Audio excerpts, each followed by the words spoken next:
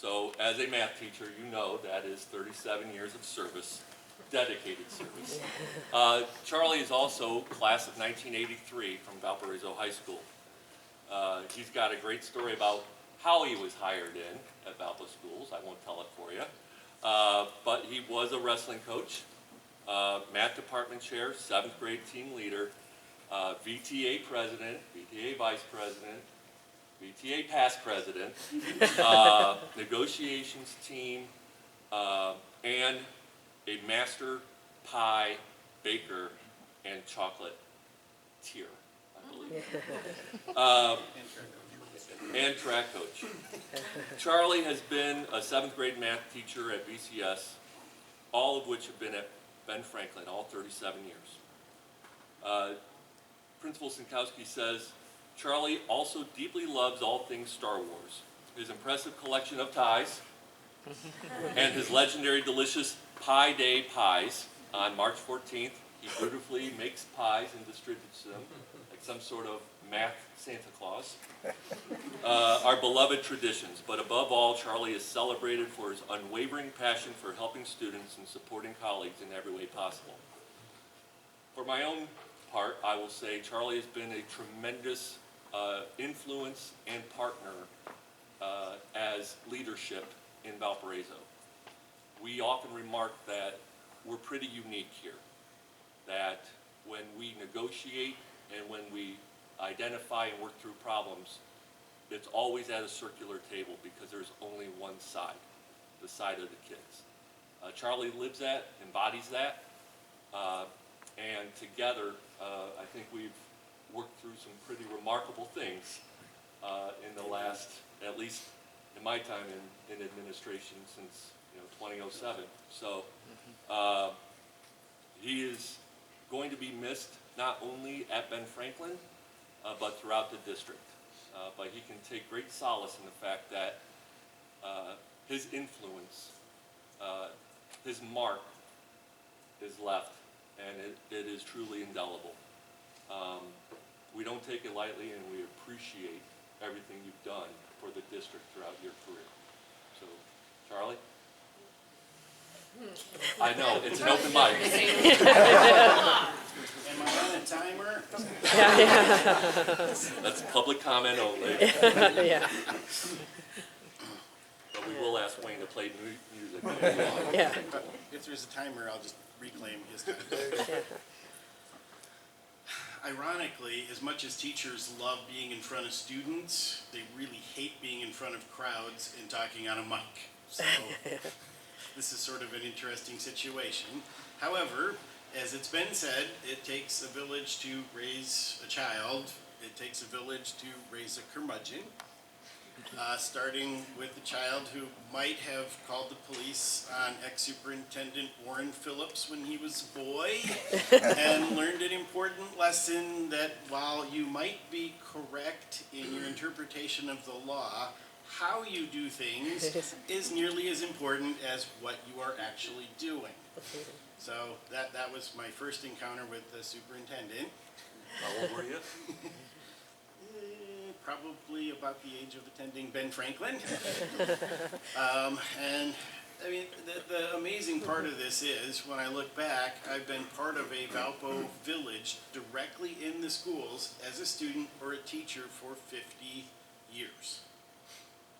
Which to me is kind of mind-boggling, to be in a family like for that long. Because we're born with a family, but there's the family we make along the way. And my colleagues, both administrative, school board, the teachers, the students, they're the family you make along the way, and that's pretty amazing. I was thinking back to Coach Herb Brooks. In case you don't know, he was the Miracle on Ice coach from 1980, and he talked to his team about being uncommon men. To do great things, you need to be uncommon men. And I feel that in the Valpo district. We are uncommon. We have a passion. We bring our skills, our caring, our commitment to a district to create great things for the kids. A little bit of story time here. Story number 1, 3 rocks.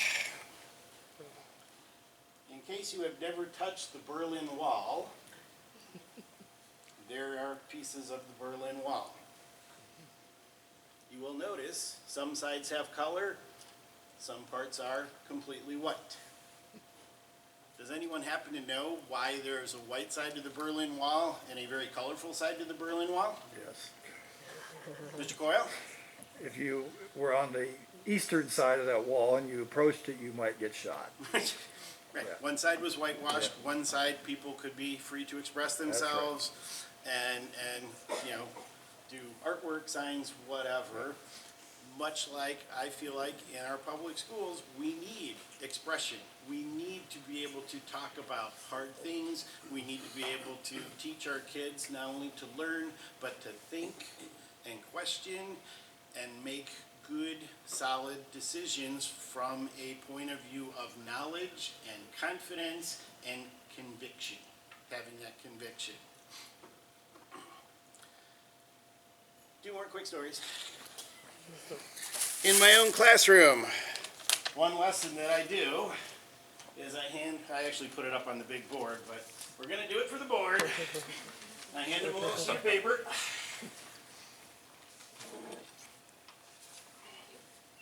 And at the top are 2 people. One who, first 6 years of his career, starts investing. Afterwards, he doesn't put another dime in. So $2,000 a year for 6 years. The other person does nothing for the first 6 years, and then $2,000 a year for the next 34 years. Why do I tell that story to the kids? 2 reasons. I want them to guess, what does each person have when they're ready to retire? Just write, so, you know, like an entrance ticket, here's your 3x5 card, write what person A gets, write what person B gets. And then after their guesses, I flip the paper down. The $12,000 that person invested is worth over $1.3 million. The $68,000, which is still good investing, comes out to about $1.3 million. Early investing is key in the math world. Why do I bring this up? This is not a standard on iLearn. This is important for life. Berlin Wall, not a standard on iLearn, important for life. I won't pull out the picture, but I have this cool thing I have on my wall, and I have the kids guess what it is based on the shape and the Star Wars decorations, so they learn to think outside the box. Not on the iLearn test. So at some point, we need to start acknowledging that teacher passion, teacher commitment, what we do in the classroom for the children because we love our communities and we love helping students become the best they can be, has nothing to do with the test and everything to do with people. We love our communities. We're committed to our communities. I need to make sure I am thankful to my community. I thank those teachers that came before me, those uncommon people that put up with me, raised me, helped me get to graduate Valpo High School. And then that amazing person named Dan Davies, who saw something in me, mostly that I would coach wrestling, but saw something in me, got me hired into BF. And from there, I have spent all of my days trying to live up to that high standard that I was taught as a child, that I was reinforced by my colleagues at BF, by the amazing leaders that I've worked with over the past, about 25 years in VTA leadership. Also, just a side note, I'm on my 5th of 2 terms with the State Board of Indiana State Teachers Association. And yes, if you think that was a mic check, no, 5th of 2 terms, I can explain that over a beer sometime. But, so, kind of wrapping up. Third story. Well, thing, I think one of the reasons that I made my decision to do what I'm doing, one is I followed my own math lesson and was wise about math. A reminder, literacy is very important. Right, Mrs. Jones? You may not be aware, there is a flip side called numeracy. Can you deal with numbers, quantitative facts, logic, all those kinds of things that go with math? That's equally important. And I have been pushing that and the excitement about math for years. And whether that's through my own nerdy excitement, or getting the kids jazzed up about Pi Day, or getting them excited about Star Wars Day so I can teach them about percent profits in movies. By the way, everything I just mentioned, not on the Eilern test. I mean, to be fair, I have a poster in my room that says the 10 things that businesses want in their employees. None of them are on the Eilern test. So, anyhow. But, all of that got me to where it was just a joy to be a teacher, lead kids that way, be an example, to be a coach, lead kids that way, find another connection. Heck, I found another way this year to make a connection. The drama club students wanted to put on a live production like a Saturday Night Live. They called it Friday Night Live, and somehow they roped me into being the host. So, about 45 years after my last time on the Ben Franklin stage as a student, I was back on it doing a Friday night performance, and I couldn't have had more fun.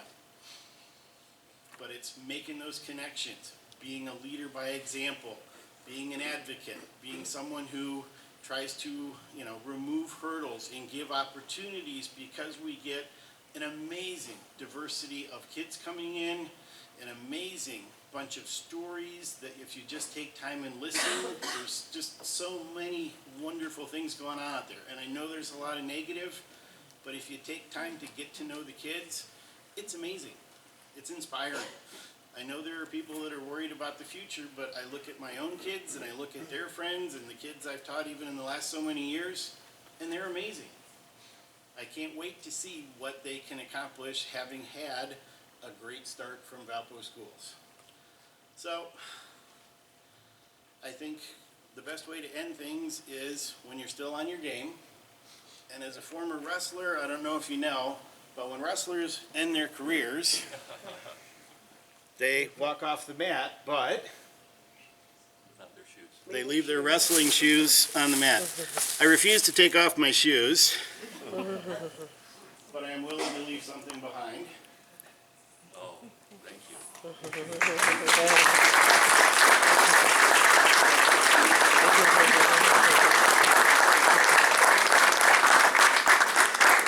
I have one for my favorite bargaining person.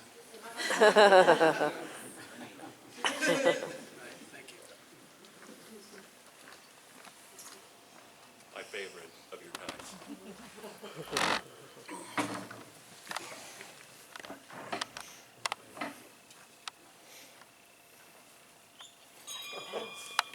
I don't need a bell. Rings a bell.